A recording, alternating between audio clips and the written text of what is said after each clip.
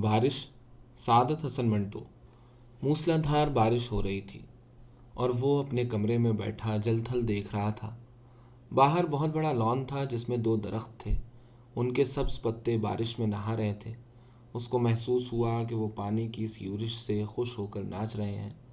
ادھر ٹیلی فون کا ایک کھمبا گڑا تھا اس کے فلیٹ کے عین سامنے، یہ بھی بڑا مسرور نظر آتا تھا، حالانکہ اس کی مسرت کی کوئی وجہ معلوم نہیں ہوتی تھی۔ اس بے جان شے کو بھلا مسرور کیا ہونا تھا، لیکن تنویر نے، جو کہ بہت مغموم تھا، یہی محسوس کیا کہ اس کے آس پاس جو بھی شے ہے خوشی سے ناچ گا رہی ہے۔ ساون گزر چکا تھا اور باران رحمت نہیں ہوئی تھی۔ لوگوں نے مسجدوں میں اکٹھے ہو کر دعائیں مانگی، مگر کوئی نتیجہ برآمد نہ ہوا۔ بادل آتے اور جاتے رہے، مگر ان کے تھنوں سے پانی کا ایک قطرہ بھی نہ ٹپکا۔ آخر ایک دن اچانک کالے کالے بادل آسمان پر گھیر آئے اور چھاجوں پانی برسنے لگا۔ تنویر کو بادلوں اور بارشوں سے کوئی دلچسپی نہیں تھی۔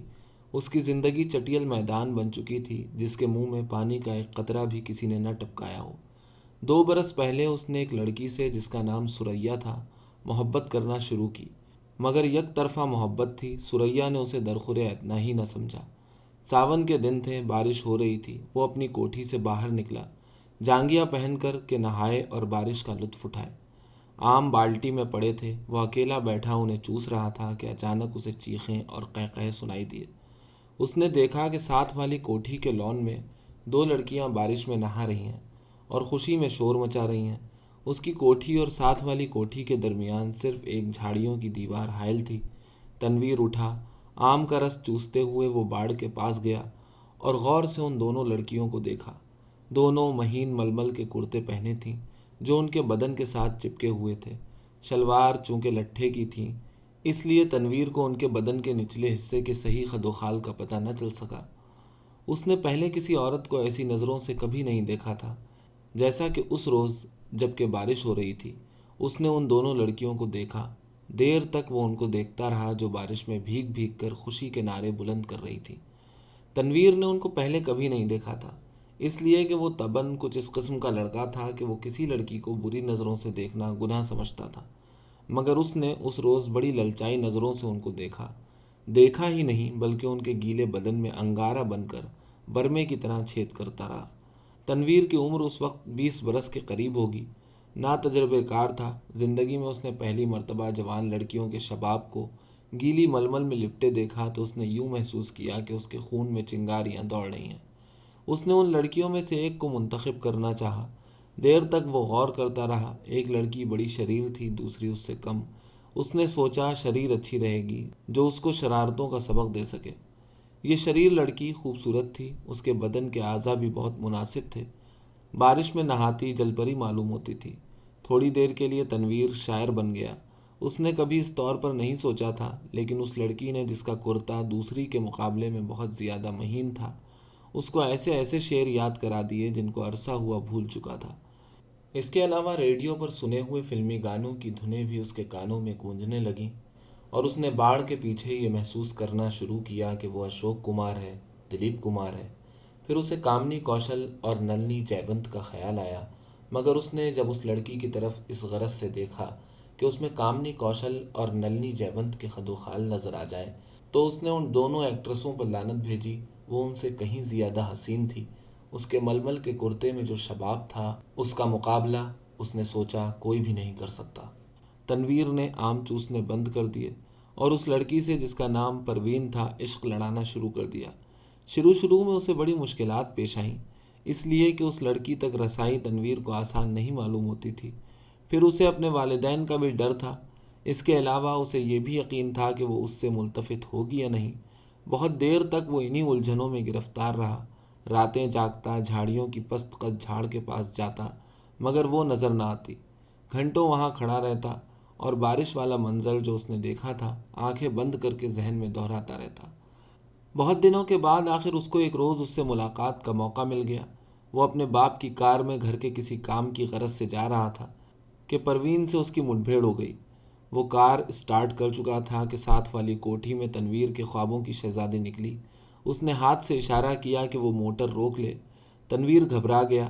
ہر عاشق ایسے موقعوں پر گھبرا ہی جایا کرتا ہے۔ اس نے موٹر کچھ ایسے بینڈے انداز میں روکی کہ اس کو زبردست دھچکا لگا۔ اس کا سر زور سے اسٹیئرنگ وہیل کے ساتھ ٹکرایا، مگر اس وقت وہ شراب کے نشے سے زیادہ مخمور تھا۔ اس کو اس کی محبوبہ نے خود مخاطب کیا تھا۔ پروین کے ہونٹوں پر گہرے سرخ رنگ کی لپسٹک تھوپی ہوئی تھی۔ اس نے سرخ مسکراہٹ سے کہا، معاف فرمائیے گا، میں نے آپ کو تکلیف دی۔ بارش ہو رہی ہے، ٹانگا اس دور دراز جگہ ملنا محال ہے، اور مجھے ایک ضروری کام سے جانا تھا۔ آپ ہمارے ہمسائے ہیں، اسی لیے آپ کو زحمت دی۔ تنویر نے کہا، زحمت کا کیا سوال پیدا ہوتا ہے؟ میں تو اس کی زبان لڑکھڑا گئی۔ آپ سے میرا تعارف تو نہیں، لیکن آپ کو ایک بار دیکھا تھا۔ پروین اپنی سرخ مسکراہٹوں کے ساتھ کار میں بیٹھ گئی اور تنویر سے پوچھا، آپ نے مجھے کب دیکھا تھا؟ تنویر نے جواب دیا، آپ کی کوٹھی کے لان میں، جب آپ اور آپ کے ساتھ ایک اور لڑکی بارش میں نہا رہی تھی۔ پروین نے اپنے گہرے سرخ لبوں میں سے چیخ نما آواز نکالی، ہائے، آپ دیکھ رہے تھے؟ یہ گستاخی میں نے ضرور کی، اس کے لیے معافی چاہتا ہوں۔ پروین نے ایک ادا کے ساتھ اس سے پوچھا۔ آپ نے دیکھا کیا تھا؟ یہ سوال ایسا تھا کہ تنویر اس کا جواب نہیں دے سکتا تھا۔ آئیں بائیں شائیں کر کے رہ گیا۔ جی کچھ نہیں، بس آپ کو میرا مطلب ہے کہ دو لڑکیاں تھیں جو بارش میں نہا رہی تھیں اور خوش ہو رہی تھیں۔ میں اس وقت آم چوس رہا تھا۔ پروین کے گہرے سرخ لبوں پر شریر مسکراہٹ پیدا ہوئی۔ آپ آم چوستے کیوں ہیں؟ کاٹ کے کیوں نہیں کھاتے؟ تنویر نے موٹر سٹارٹ کر دی۔ اس کی سمجھ میں نہ آیا کہ اس سوال کا جواب کیا دے، چنانچہ وہ گول کر گیا۔ آپ کو میں کہاں ڈراپ کر دوں؟ پروین مسکرائی۔ آپ مجھے کہیں بھی ڈراپ کر دیں، وہی میری منزل ہوگی۔ تنویر نے یوں محسوس کیا کہ اسے اپنی منزل مل گئی ہے۔